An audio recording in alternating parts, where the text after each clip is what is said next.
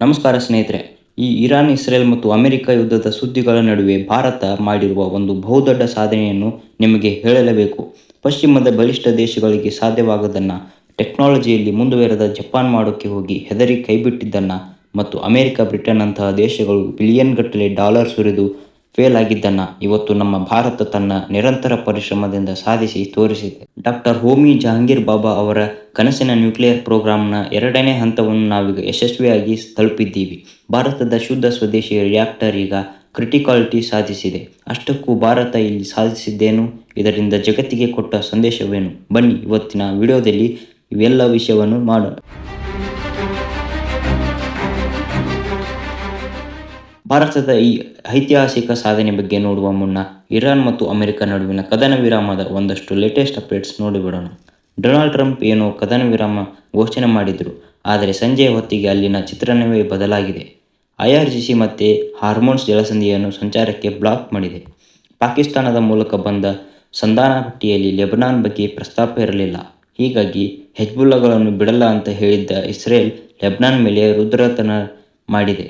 ಕೇವಲ 10 ನಿಮಿಷಗಳ ಗ್ಯಾಪ್ನಲ್ಲಿ 50 ಇಸ್ರೇಲಿ ಯುದ್ಧ ವಿಮಾನಗಳು ಬರೋಬ್ಬರಿ 160ಕ್ಕೂ ಹೆಚ್ಚು ಬಾಂಬ್ಗಳನ್ನು ಲೆಬನಾನ್ ಮೇಲೆ ಸುರಿದಿದೆ.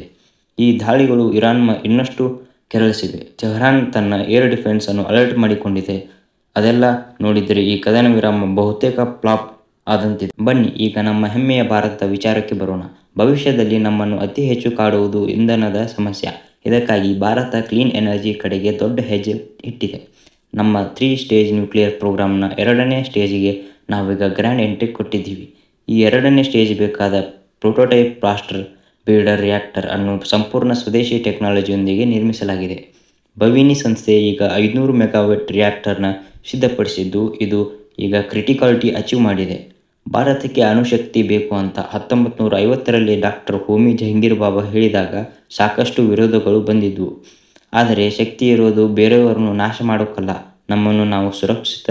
ಅಂದಿನ ಪ್ರಧಾನಿ ನೆಹರು ಅವರಿಗೆ ಮನವರಿಕೆ ಮಾಡಿಕೊಟ್ಟ ಈ ಕಾರ್ಯಕ್ರಮಕ್ಕೆ ಅಡಿಪಾಯ ಹಾಕಿದ್ದರು. ಹಾಗಾದರೆ ಇದರಿಂದ ಭಾರತಕ್ಕೆ ಆಗುವ ಅಸಲಿ ಲಾಭಗಳೇನು? ನಮ್ಮಲ್ಲಿ ಯುರೇನಿಯಂ ಕೊರತೆ ಇದೆ, ಆದರೆ ಥೋರಿಯಂ ನಿಕ್ಷೇಪ ವಿಪರೀತವಾಗಿದೆ. ಪ್ರಪಂಚದ ಒಟ್ಟು ಥೋರಿಯಂನಲ್ಲಿ 25% ನಮ್ಮ ಭಾರತದಲ್ಲೇ ಇದೆ. ಇದಕ್ಕಿಂತ ದೊಡ್ಡ ವಿಚಾರ ಏನಂದರೆ, ಈ ರಿಯಾಕ್ಟರ್ನಿಂದ ಪ್ಲೂಟೋನಿಯಂ ಅನ್ನು ನಾವೇ ಉತ್ಪಾದನೆ ಮಾಡ್ಕೋಬಹುದು. ಅಣುಬಾಂಬ್ ಮಾಡಿಕೊಳ್ಳೋದಕ್ಕೆ ಈ ಶುದ್ಧ ಪ್ಲೂಟೋನಿಯಂ ಬಳಕೆ ಆಗುತ್ತದೆ. ಒಂದು ಅಂದಾಜಿನ ಪ್ರಕಾರ ಈ ಸೆಕೆಂಡ್ ಸ್ಟೇಜ್ ನಿಂದ ನಮಗೆ ಪ್ರತಿ ವರ್ಷ 100ರಿಂದ 125 kg ಪ್ಲೂಟೋನಿಯಂ ಸಿಗಲಿದೆ.